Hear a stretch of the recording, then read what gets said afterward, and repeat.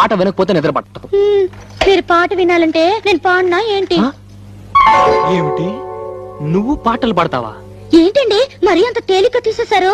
మా ఆశ్రమంలో ఫంక్షన్లు జరుగుతున్నప్పుడు పెద్ద పెద్ద వాళ్ళు వచ్చినప్పుడు నా చేతే పాటలు పాడించేవారు. పాటలు పాడుతున్నప్పుడు ఒకటే చప్పట్లు కొట్టే కొద్దీ నేను పాడేదాన్ని. మరి ఇన్ని రోజులు నాకు ఎందుకు చెప్పలేదు డార్లింగ్? ఏదో ఒకటి వదులు. తలుపులు ముయ్యండి. ఏ ఎవరిని వింటారనా? కాదండి, నా పాట మీరు తప్ప మీరు ఎవ్వరూ వినకూడదు.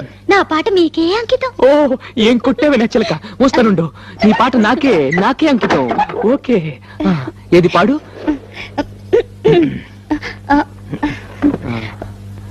అబ్బా, మీరు నా మొహం అంక చూడకండి, నాకు సిగ్గేస్తుంది. నీ మొహం చూడకుండా ఇంకేం చూడమంటావే? మీరు వెనక్కి తిరగండి. నా దగ్గర ఎందుకు సిగ్గు? మీరు వెనక్కి తిరుగుతాను, నా పాడతాను. ఓకే ఓకే ఓకే, నా వీపు చూసి పాడు. ఆహా. దేవుడా